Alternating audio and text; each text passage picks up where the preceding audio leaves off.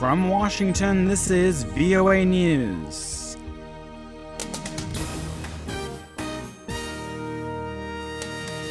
The chief of the U.S. Central Intelligence Agency defends its use of tough interrogation methods for terror suspects, and a double bomb attack in central Nigeria kills 31 people. I'm Michael Lipin.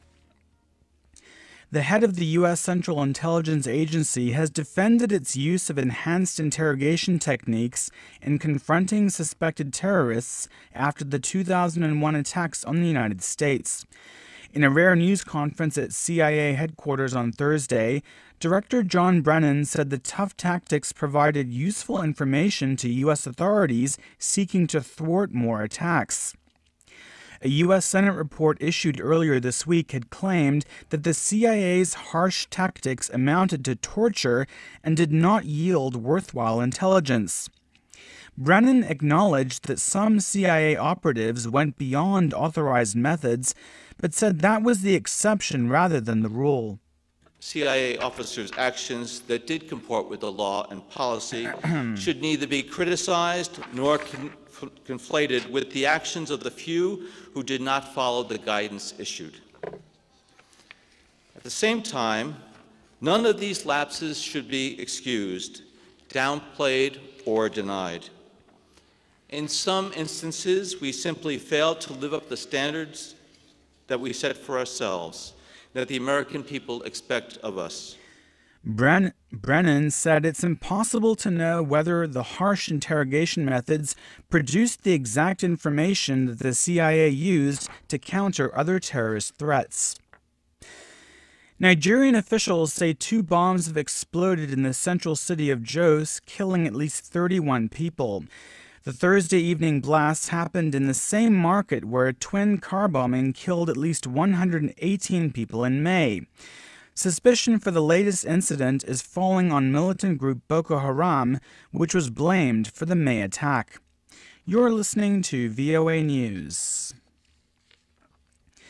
Streets in Hong Kong's central business district have reopened to traffic for the first time in more than 2 months after police dismantled the main protest camp of the pro-democracy Occupy movement. Protesters offered no resistance as police arrested more than 200 of them on Thursday, while government workers tore down the tents and barricades that formed the protest camp. Tens of thousands of demonstrators had made the tent city their home at the height of the protest.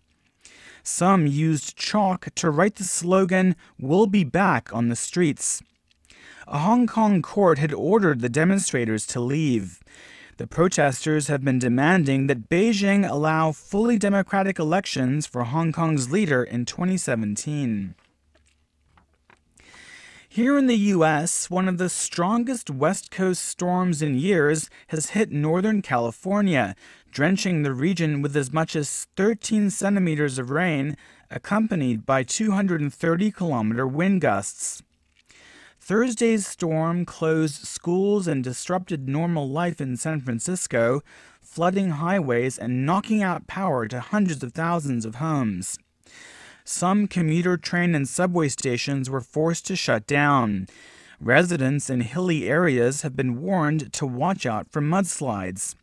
The storm was predicted to dump as much as 1 meter of snow in parts of the Sierra Nevada mountains before moving south into Los Angeles and San Diego.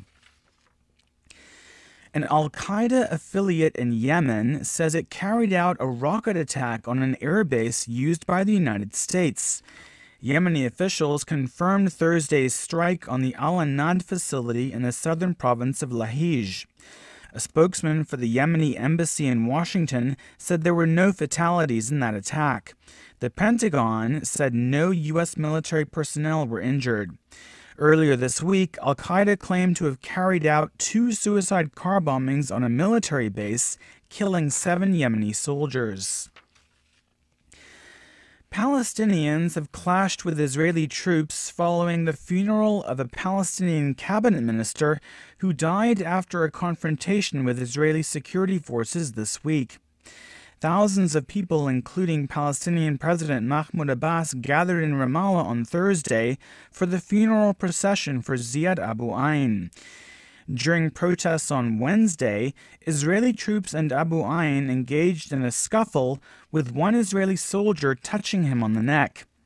Palestinian doctors said Thursday that an autopsy showed the minister died from being struck by an Israeli officer, but Israeli officials said a heart attack was the cause of his death.